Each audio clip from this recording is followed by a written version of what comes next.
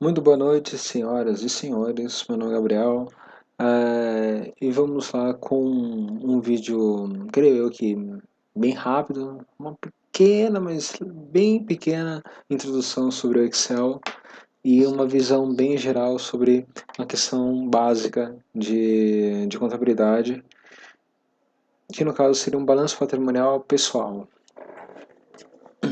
A ideia desse vídeo é dar um pontapé inicial em uma série de vídeos onde buscarei auxiliar, por meio de aulas, uh, uh, em questões, claro, isso futuramente, questões relacionadas a investimento, observação, não só renda fixa, mas também renda variável. E qual que vai ser mais rentável? Não se sabe. Não se pode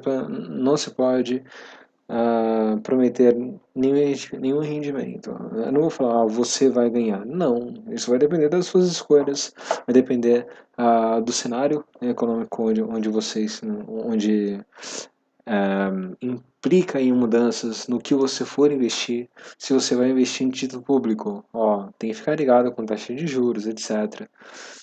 Se você vai trabalhar com renda variável, com ações, por exemplo, pode acontecer alguma coisa ah, no ambiente internacional que pode afetar a empresa em que você está operando, na empresa onde você está investindo. Se, por exemplo, vamos fazer para o dia de hoje, recentemente,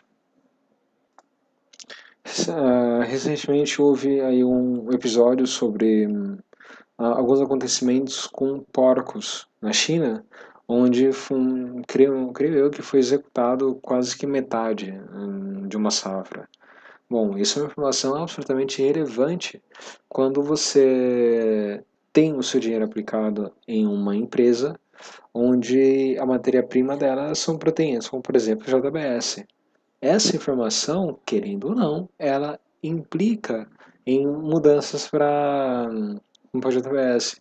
Bom, se na China diminuir a quantidade ofertada de carne, oh, legal. Então, se lá tá faltando, se lá vai faltar carne, porque nossa, é alimento. As pessoas precisam se alimentar. Então, isso abre portas para empresas de proteína animal, como por exemplo a JBS, para elas lucrarem um pouco mais lá. Isso é um exemplo.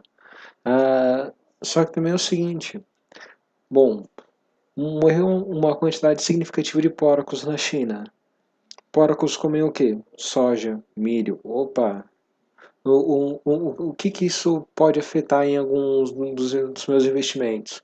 Bom, se eu estou negociando, se eu invisto em contratos de milho, de soja, se eu sei que lá não haverá porcos para comer, então vai ter muita soja lá. E como ninguém vai estar consumindo, pô, não ficará interessante eu aplicar meu dinheiro nesses dois ativos, nesses dois produtos. Então, vou manter meu dinheiro longe de soja, de milho, e vou aplicar onde? Em quem pode tirar proveito da venda de proteína para lá. Esse é um dos exemplos de questões que não tem nada a ver com você, mas sim questões que não estão no seu controle e que podem afetar as suas aplicações, o seu dinheiro, o seu investimento.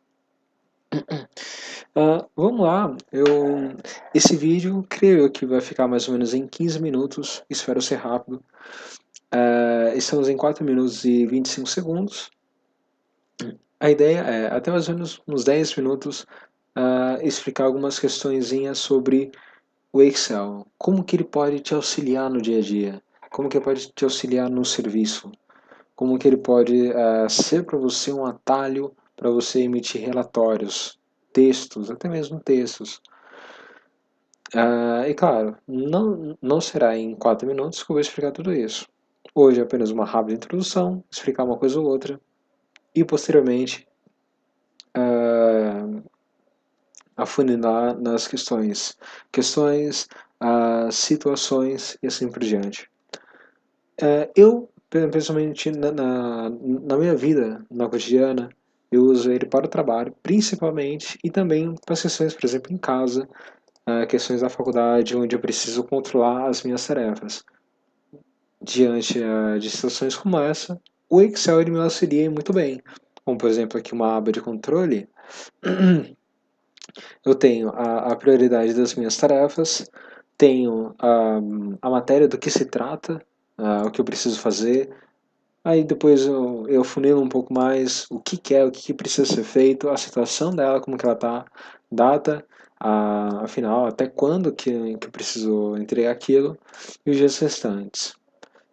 Quem vê de cara uma coisa dessa, nossa, muito difícil, não vou aprender nunca a mexer no Excel. Mas não, se pararmos e fomos capazes de ler a sintaxe dessa forma, o que está acontecendo aqui? Como por exemplo, mas isso eu vou explicar melhor depois. Se se em determinado local estiver vazio, então fica vazio. Agora, se ele não for vazio, se houver alguma coisa, das duas, uma, ou aquilo está 100%, ou está abaixo de 100%.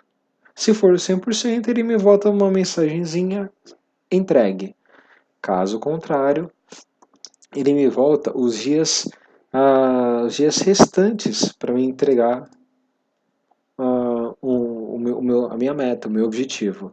E aqui uma observação qualquer. Então veja, estou fazendo o uso do Excel para a organização de tarefas pessoais e também de livros, de leitura, de coisas que eu pretendo fazer, o vídeo de contabilidade que eu estou fazendo agora, de finanças que daqui a pouco sai, e também de atividade de Excel, que é esse que eu estou fazendo. Fora as coisas que eu já fiz. Isso daqui é uma tabela que eu montei rapidinho, só para auxiliar aqui na outra.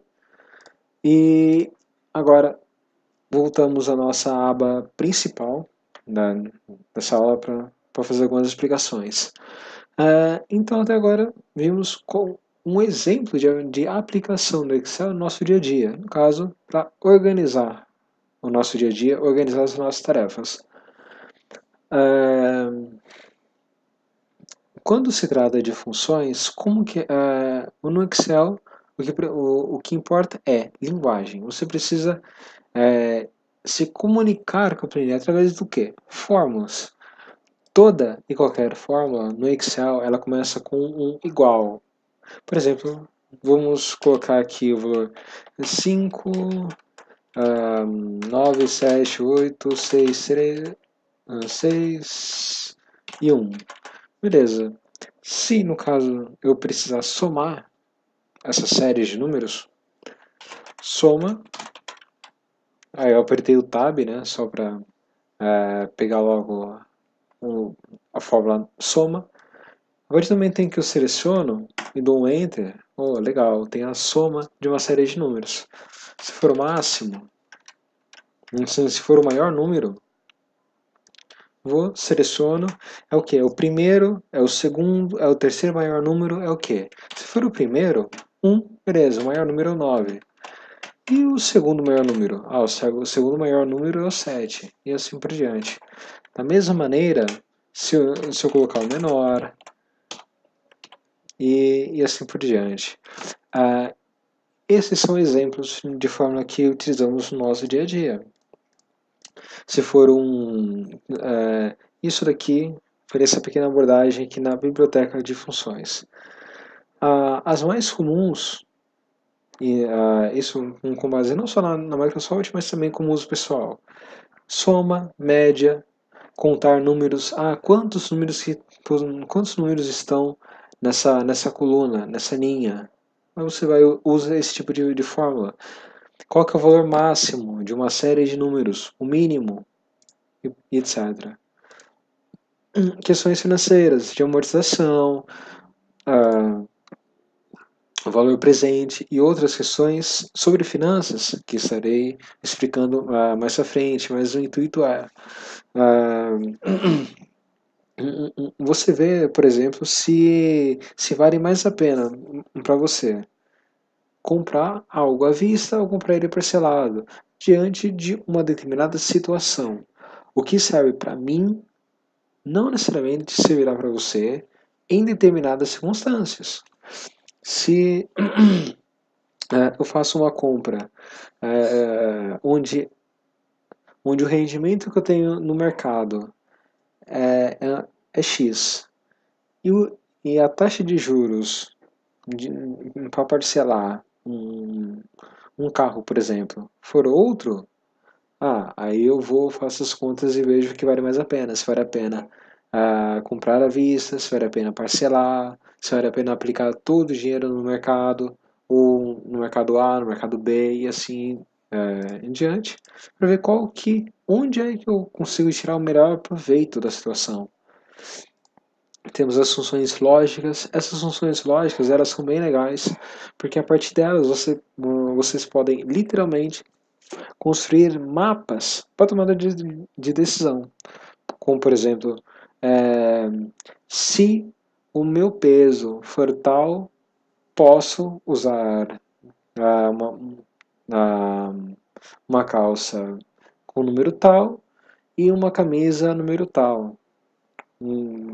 Sei lá, M, G e assim por diante. Isso sempre com base no quê? Em uma base de dados onde você já as alimentou, entendeu? Isso é um exemplo de como que você pode usar uma série de funções lógicas para lhe voltar uma informação para adiantar a sua vida. Se acontecer isso, então eu preciso fazer aquilo. Se acontece, se eu estou diante de um problema X, com base em um banco de dados meus, ir para o caminho A é uma boa em detrimento do caminho B, por exemplo. Aí, tem também as funções relacionadas a texto, como por exemplo o arrumar. Por exemplo, o que o arrumar faz? O arrumar ele tira ah, espaços do seu texto que não precisam. Como por exemplo, se eu escrever Gabriel espaço, espaço, espaço, ele vai tirar esses 3 espaços finais que eu coloquei de forma desnecessária. O problema é que essas coisinhas desnecessárias, às vezes, elas atrapalham na hora de fazer alguma pesquisa, por exemplo. Ah, fórmulas de pesquisa e referências, como PROC-V, PROC-C, PROC-H, que são uma das fórmulas que mais se usam também em conjunto com Soma, etc. No entanto, eu já não uso mais o PROC-C, o PROC-H, o PROC-V. Eu prefiro utilizar um outro que é um composto que se chama índice e Corresp. É esse um correspondente aqui e também o índice, que é o mesmo efeito, no entanto, digamos que superior. Ele me dá uma maior flexibilidade de trabalho. É possível também trabalhar com algumas questões matemáticas, trigonométricas, seno, para fazer o cálculo de seno, cosseno, médias também, grau, para pegar os ímpares, em questões que envolvem o exponencial, log e por aí vai. E também uma infinidade de outras funções estatísticas, as coisas de engenharia que eu não sei nada, esse cubo que eu não conheço, informações que digamos que são também testes se alguma coisa é ou não texto, se aquilo é erro, se deu uma coisinha estranha na tua fórmula e você quer saber se aquilo é um erro ou não, você pode aplicar, por exemplo, a fórmula é erro. É quase que uma pergunta. É erro? Se for erro, ele volta, por exemplo, verdadeiro. Se aquilo não for erro, então ele volta falso. por exemplo. A compatibilidade, desvios padrões, essas coisas aqui algumas coisas que estão em estatística, por exemplo, índice de confiança, e também tem essas três formas aqui para trabalhar na web que eu não sei como que é.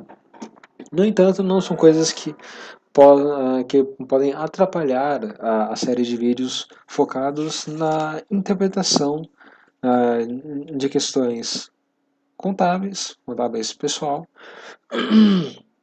e também sobre investimento. Bom, pelo menos na parte de Excel, no primeiro momento é isso. A ideia foi dar exemplos de aplicações do Excel, seja na forma mais básica, né, de somando alguma coisa, subtraindo a outra, a sua aplicação dele direta no seu dia a dia, no intuito de organizá-la, as sessões um pouco mais técnicas, na parte financeira, lógica, tem também como trabalhar com data, com diferenças de data e etc. Bom, agora falando um pouco sobre a questão do balanço patrimonial. Eu vou dividir isso daqui em passos, tá? Eu vou soltar essa parte do balanço na próxima aula. Até mais, senhores e senhoras. Boa noite.